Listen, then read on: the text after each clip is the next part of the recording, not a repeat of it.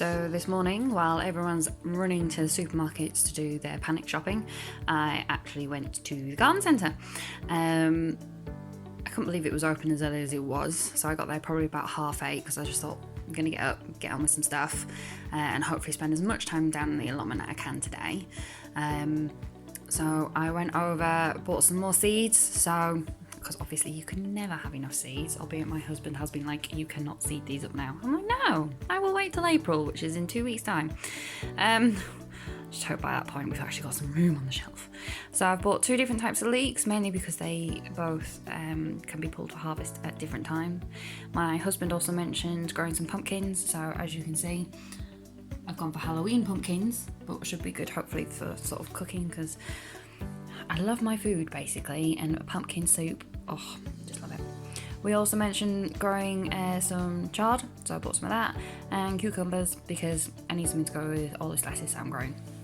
On top of that, I also bought some onions. Now, we weren't originally going to do any onions, but given that the world seems to be going into a bit of a meltdown, we thought we're not going to panic buy, but we're just going to buy a couple of things, albeit there are a lot, so I might sort of see if anybody else wants some onions, because I'm not going to grow 100 onions. But hey, just some stuff to sort of tie us over. And then in my latest video, there was talk of doing a bit of a wildlife garden towards the bottom of the plot, sort of, well, closer to the entrance. So I've bought these. These weren't $4.99 each, they were on offer. So I've got some of them, as you can see, bee friendly and butterfly friendly.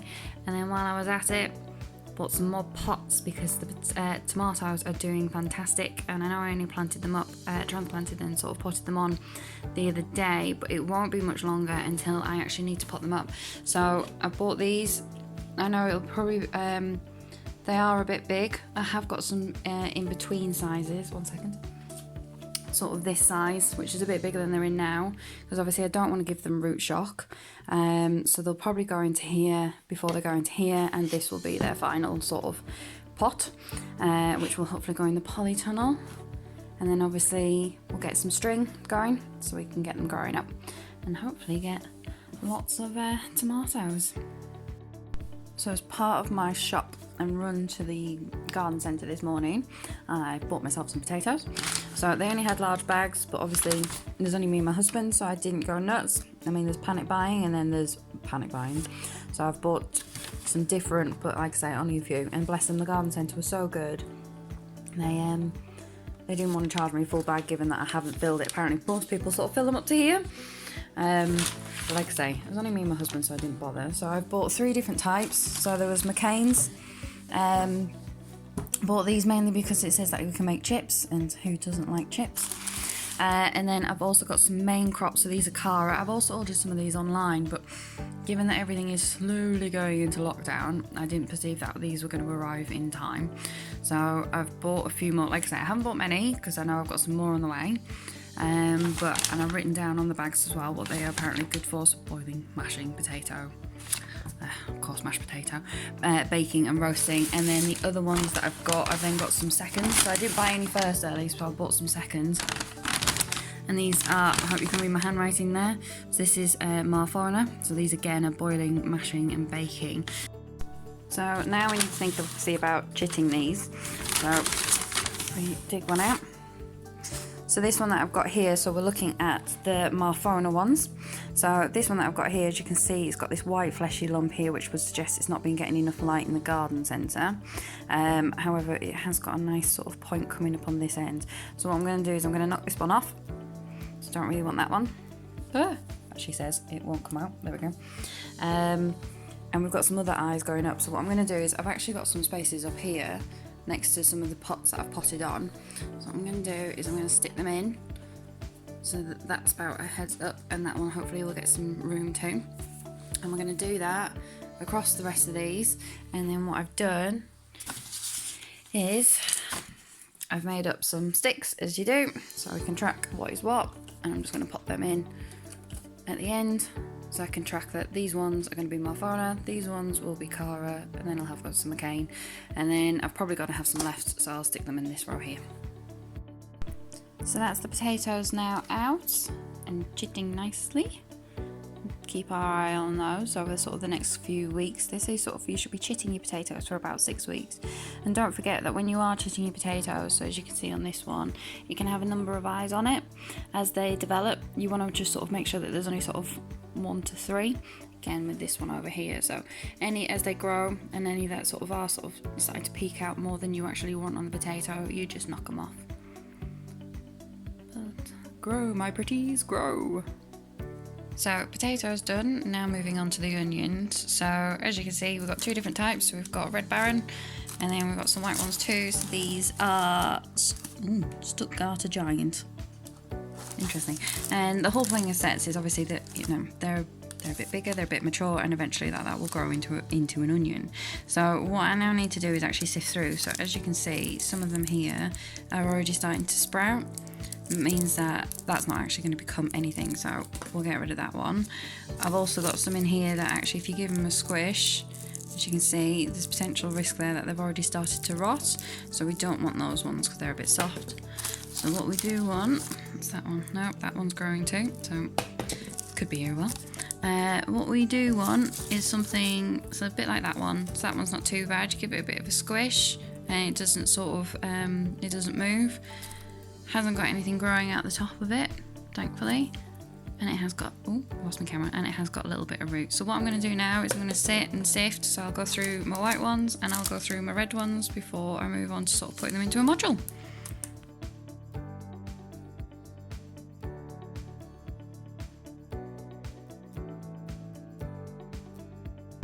So that's the onions now split. So as you can see, you've got quite a nice mixture here of the white onions and the red onions, and a few of them that I haven't actually taken. Thankfully, there are more good than there are bad. So now we'll get on with putting them in the modules.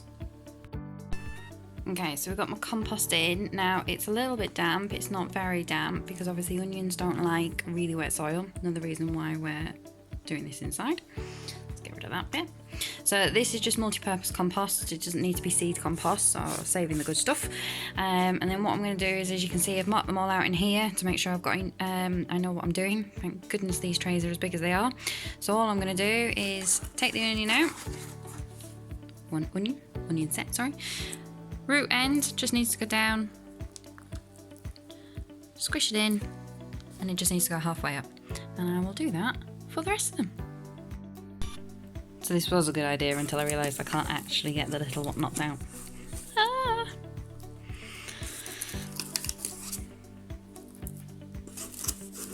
Why on earth would I put it in the wrong way around? How am I supposed to get that one out? Really? Oh, and the one next to it isn't much better. Oh no, I can get my finger down the side of that one. Okay, we will come back to you. I will figure out how to get you out in a bit. But we will continue. These little monsters. So I had to get a bit creative, but I got them all out in the end. And don't they look so pretty? Okay, on to the next thing now.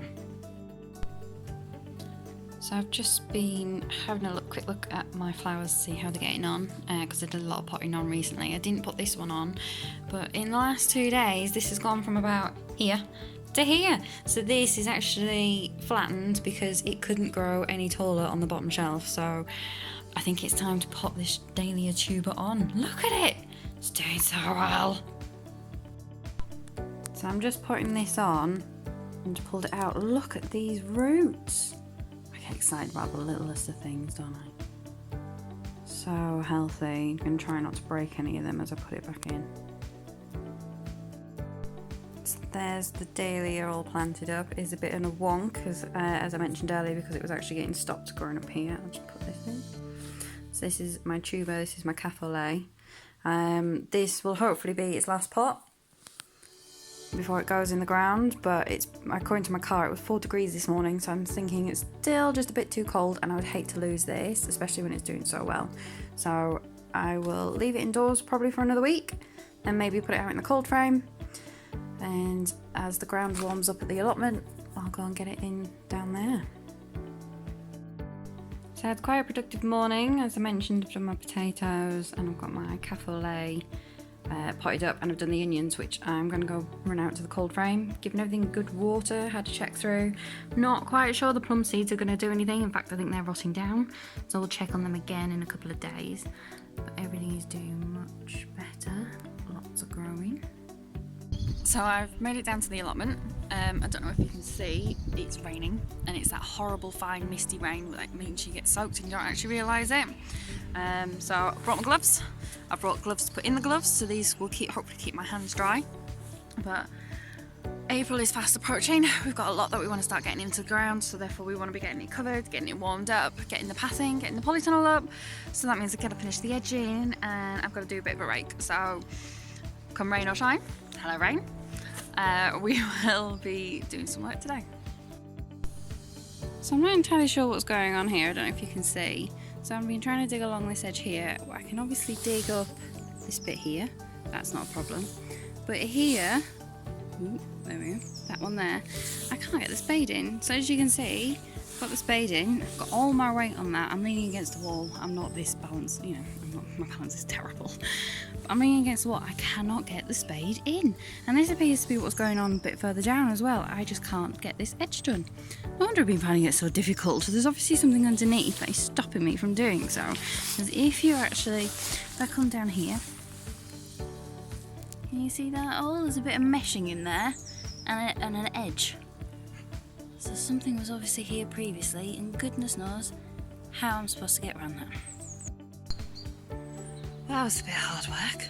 So I've just pulled off, I don't know if you can see, look at all that. So I've just pulled off the big sort of cover. Ta-da, big cover. It was muddy, it was wet, and now look at the state of me. It's like mud and wet. It is a good job. I came prepared. But having a look at the ground, so I don't know if you can see. So the point of covering the ground was to kill off some of the grass. Yeah, it seems to have thrived under that instead. So plan B, just dig. So gave up with the edging, and I've made a start on just doing a bit of raking. So I've raked where I've already been sort of clearing out previously, so that's all quite soft. Not looking forward to making a start on this end. However, while raking over this bit, I found the biggest root ever there. So it was Rachel versus the root, and guess who won? Look at that. Had to do a bit of a dig, but we got there in the end, and it is out. Woo-hoo. So, 1/8 of the allotment done, 7/8 to go. Okay, so I think it's probably time to call it a day. This weather is not letting up. It is incredibly wet, and I'm incredibly wet and dirty. So I think I'm gonna go home, have a cup of tea. I'm gonna biscuit. Oh my god, what's going on with my hair? Let me just show you what I've done. So I've carried on a bit with the forking and sort of making my way down, but what I was realising is I was getting stuck on the clumps of grass.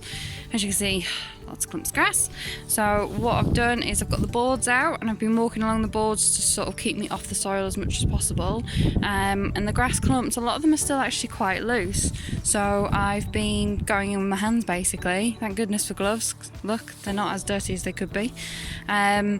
So I've just been going in, working my way up, moving the boards as I go. So hopefully you can see a difference between there and there. But like I say, it is wet, I'm getting cold, and there's another day tomorrow. So watch this space, and let's keep it moving. Speak to you all soon. Have a nice safe day. Bye.